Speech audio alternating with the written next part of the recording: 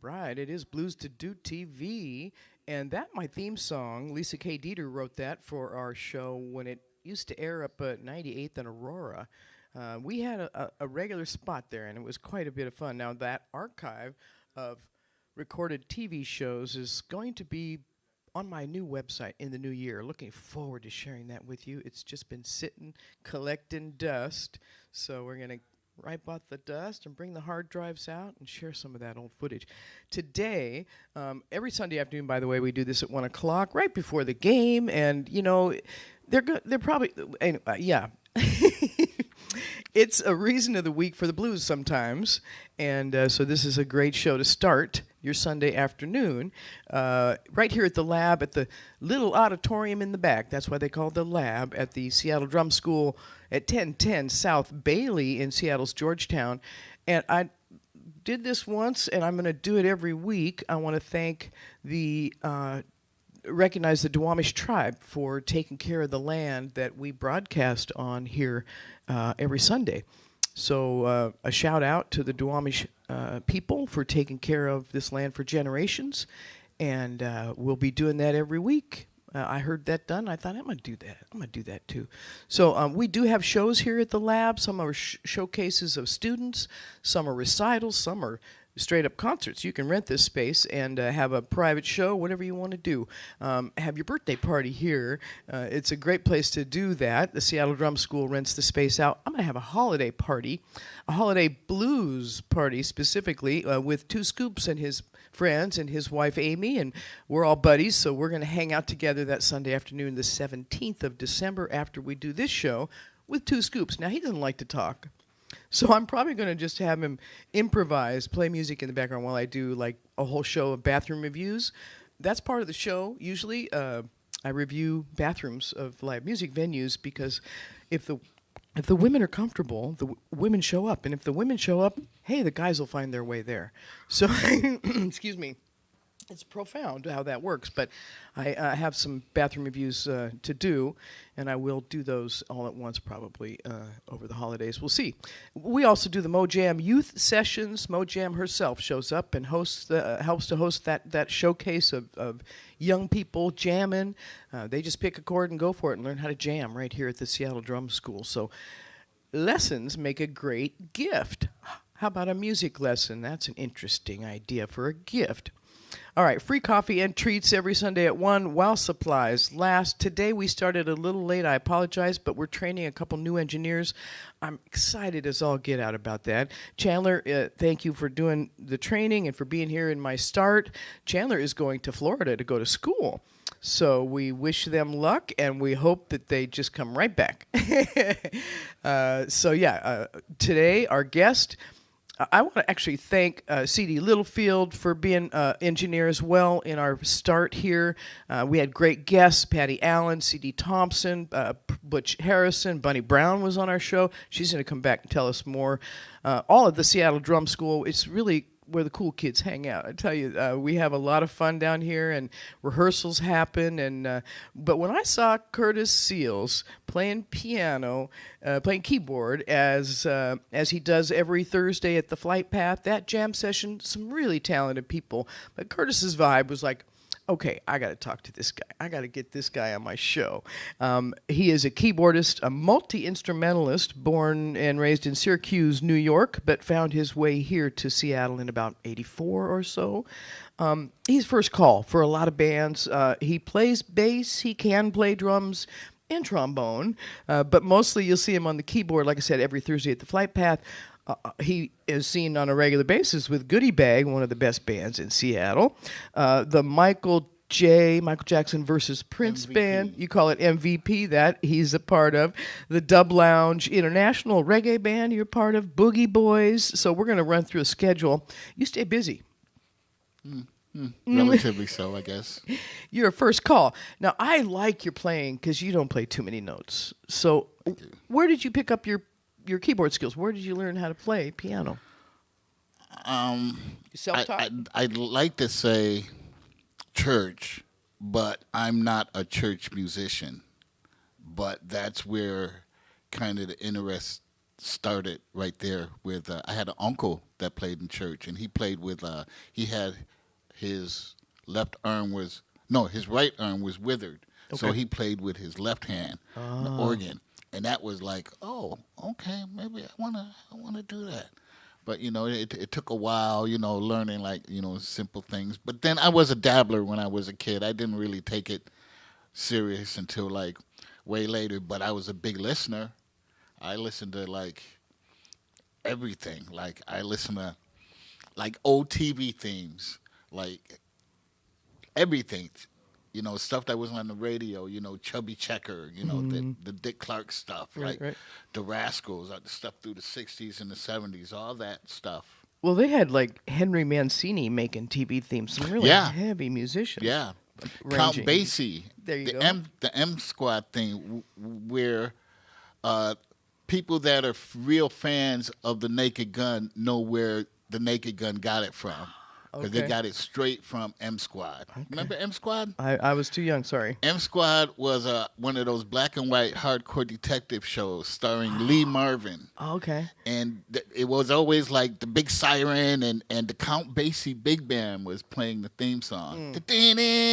With all the big horns and That had to be the jazz chords. And, of course, he would arrive to see, he would come out and blast a couple of guys, and Right. starring Lee Marvin. And it was just like the Naked Gun got all the notes of that right. Right. And it's one of the, like they even had like the a cappella theme songs, Wired Earp, brave, courageous, and bold, shit like that, Jim Bowie. I mean, all that stuff, the Maverick theme song. Right, right. They don't have like recognizable theme songs, I think, nowadays. Well, and some of the best shows use blues as a theme song. Yeah. Roseanne, In the Heat of the Night, All in the Family. All these shows had blues. Jeffersons. I mean, they use the blues. Yes. And those are some of my favorite theme songs too. Yes. I got you on the theme song thing. Yeah. Well, you're a good listener. Your first call, like I said, a lot of different styles. How does the blues inform your playing? That's where it starts. Yeah. If you can't get through a 1-4-5, I mean, like my dad had he had like one of those little Thomas organs, and he used to, like, every now and then he would just play a riff on the organ, and it would just sound so dang corny to me. It was like that straight 1-4-5. Sure. It's like, God, Dad, can you please play something hip, man? Please, this is killing me. And then it wasn't until I got, the ears expanded a little bit. Like I heard this guy, he did Lightning Hopkins stuff, and I went back and listened to Lightning Hopkins, like him and Sonny Terry and Brownie McKee might be two of my favorite, like, old school blues cats. Right. Because those cats, you can tell, you could just hear, like, the life, You could just hear it. You just hear it, and I like that. Yeah, and the blues, because one thing I have learned is that people can hear you play all day, but if they don't feel you, don't mean nothing. Right. Oh, good one. Don't mean nothing. Right. So how do you prepare when you're ready to go to a gig and play? Obviously, different styles and stuff, but how do you prepare your mind, your spirit for a gig? Oh, that's a good question. Oh, Never thank you. really thought about it like that. I think I just, I just dive in. Mm-hmm. I don't give it a second thought. Like, if I rehearse the songs, I get them as best as I can, and then after that, I'm diving in. Right. It's like, okay, let's go. You have to let go Yeah. in a way. Yeah. Sometimes I've been guilty of overthinking myself sometimes, and then I gotta let that go. It's like you gotta just play, because that's what cats are looking for. One thing I love about Seattle musicians over here, if you can play, cats want you to play. They're not shining cats off or like blah blah blah. If you can play, come on, let's play. So it's not an ego thing. It's not like, well, that's my gig. Nah, Right, I never got that. Cool. But then, like, it's like what I've learned being not from here is the connection between like all the Seattle musicians. I mean, everybody's connected like some kind of way because everybody grew up here. Everybody knows everybody. So being an outsider coming in and being embraced by, I mean, that's just cool. Now I'm kind of like one of the guys, but I still am at awe of the history of this place. Okay. Which fascinated me. Like, because I had no idea like Hendrix came from here. I was like, what? And like just the musical history here is just like incredible. We do. We are a music town. I hope that never changes. A lot of stuff has changed, and we lose our music venues on a regular basis. Yeah. But you've played a lot of venues in town too. So the history part. Who can you throw out some names? Like, who should people look up about Northwest? Not just Hendrix, obviously. Maybe Floyd Standifer is a name that comes to mind. Oh, I remember More on the jazz side. meeting him at the old At the New Orleans. New Orleans. Like them old school jazz cats. They played seriously, but they really tried to entertain, and you could just see like the joy. Like, this wasn't work. This wasn't drudgery to them. Right. It was just a joy. Right. I was like, wow, now how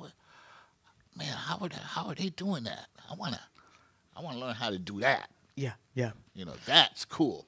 Yeah, someone just told me yesterday, they got to sit in with a band, and it was a small town, mostly white people, and she sat in and she said, God, it felt so good. And, I made people feel good. They didn't know who I was, but that's really the job. Yeah. Is to make us all feel good. Doesn't matter what side of the coin you vote on, whatever. Real talk. You just start to have a camaraderie with the people in the room. Yeah. And you like the same music. You don't have to speak the same language. Yeah. So I think, you understand that job. Oh, yeah. It's about having fun. And yeah. You guys pull that off every Thursday at the Flight Path. I don't make it every week, but when I do, I'm always like smiling, feeling like, okay, I got a joy in my heart.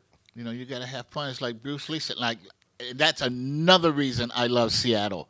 There is no city in America that can claim Jimi Hendrix, Bruce Lee, right, and who else? Kurt Cobain. I'll give it to Kurt Cobain. Okay, or Quincy Jones. Jones. Nobody else. No city can cover the waterfront. No. And I like the quote, and I love this Bruce Lee quote.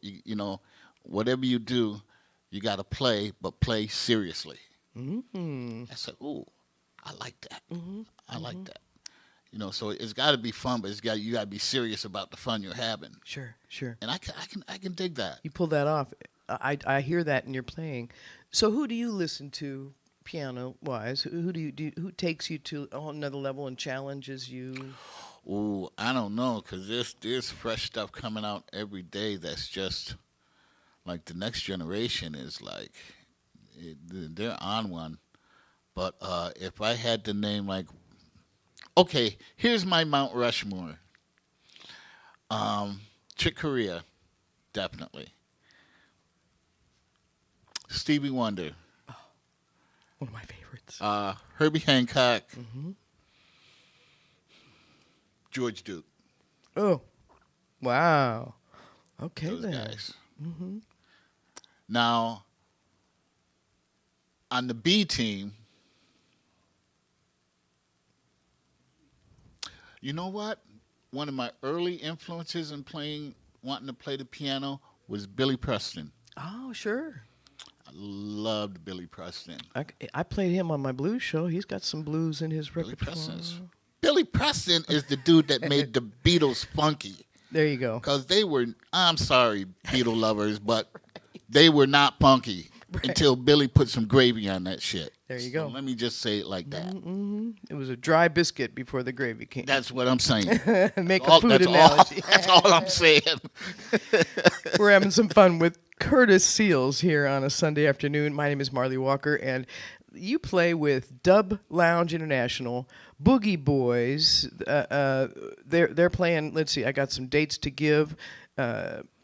let's see. There's some club on First Avenue South. We're missing the name, but there's a bunch of clubs there, kind of where the Sears building, past the Sears building there. And Funksgiving is the name of it. It'll be Goodie Bag on the 25th, the day after Thanksgiving. Yes. Great day for any kind of music. And you're also the 24th, that's Thanksgiving? Day after. Well, the 25th is Funksgiving. The 24th, you're with Deanna Long. Yes. And that's at Rumba Notes. Yes. Okay. And then the Sonic Funk Orchestra on the 30th of December at the Tulalip. Yes. You're going to sub there. Yeah. You're going to be at the Sea Monster Lounge with Dub Lounge International on the 27th of December. Yep. All this is on Facebook. You can look up Curtis Seals. Now, we're not done yet because we started a little late. We're going to go long. And I want to keep training those two. So can you guys put some images up behind me while we continue this conversation?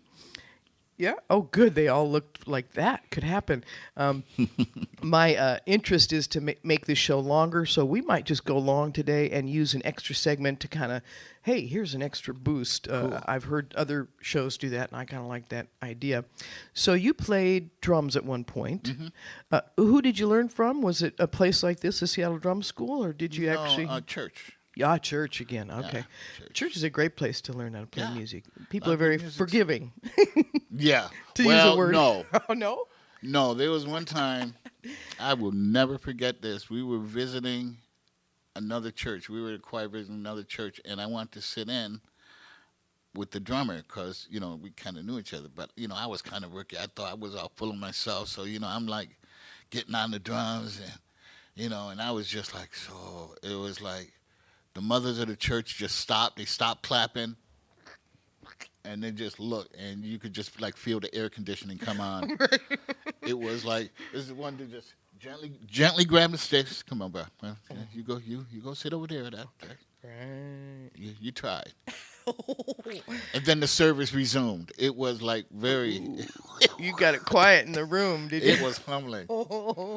So you had to go take a little practice time. Oh, when the mothers of the church stopped clapping and singing to go like. When mama ain't happy, ain't nobody happy. Oh, it was. You crossed the line there. It's funny now that I think about it. Right. Good story. I love good stories. That's what we're here for. It's the Blues to Do podcast here at the Seattle Drum School. Did I say that? I did get a interest from a sponsor this week, so we're going to be able to pay the engineers. That's a good thing. And they're learning how to put images up behind me. I didn't mention Joel Astley last week, his website, so I'll do that right now. JoelAstley.com, a great harmonica player who's doing a lot of fun stuff. And we're getting fine-tuned here at the Blues to Do podcast, the crew. I'm looking forward to more of this, and I do have, like I said, a holiday party coming up on the 17th of December. We also booked January 21st, the All-Star Women Jam session that I used to do various places around town. So we're going to do that here, where the sound and the lights and the stage is a baby grand piano back here and a drum kit always set up. So it makes it easy. And I'm also going to set up that Venmo account so that you can contribute and help us get this done. It's real music, real people, real stories, the Blues to Do podcast right here at the Seattle Drum School. We're going to have a staff party today. I'm looking forward to that. And next week, my guest will be, drum roll, please, Seattle legend Leslie Stardrums Milton with his sidekick keyboard player Lady Keys Gail Carrath. So they're going to come in and have a good Thanksgiving show with us. See, I got to do that calendar, but I want to have a little more conversation with Curtis Seals, our guest this week. Let's see. What more do I want to ask you? I did play with Go ahead. when you mentioned Leslie Stardrums Milton. I used to do some gigs with his son. Oh, okay. Earthquake. Okay. And fine. I remember seeing him at the old Larry's. And Larry's in Pioneer Square when he played with the Slamhound Hunters, maybe. I'm not sure. Oh, yeah. That seems Whole other chapter. You know what? Whenever I go down to Pioneer Square, I look around, I get that one tear like Iron Eyes Cody in that commercial during the 60s where he sees the lone piece of trash go across his beautiful desert. It's like the kids have no idea how poppin' Pioneer Square really was. When you could see everything from I saw Nirvana in Color Box, and I thought they were dreadful. I thought they were like, who are these guys? Oh, that's Nirvana. I'm like, these cats are dreadful. 2 years after that, biggest song in the world. Right. Incredible. Incredible. Pioneer Square was popping. Anything from reggae to blues to old jazz to rock to some funk to we didn't know disco. how lucky we were. And I was working the PR for the pub club, so like 10 clubs would set up that joint cover. Yeah. And now we're lucky to have 2 clubs down there that do live music. The Central is still around, but J&M's closed, and that's where the Wyatt Earp history actually is real. He used to be in this town, Wyatt Earp, and his no kidding, I didn't know that. the picture of his girlfriend, What? a naked picture of his girlfriend, tastefully done, is painted picture is on the wall on the J&M, and it goes with the ownership. This is Seattle history here. Wow. So whoever buys the J&M gets that painting, and it stays there. And it was Wyatt Earp's girlfriend, or mistress, as it were. Wow. So your Wyatt Earp connection, That's crazy because I was just watching Tombstone earlier today. That's nuts. Wow. Yeah, you think it's all myths, and yet that was a real person. And he had a horse, and he tied it up down in Pioneer Square. And that land, just like this is Duwamish land, that's Duwamish land too, and it has so much history. Right. The land is coming back to life, though. That Pioneer Square is not going to die. I'm full of faith about that coming back.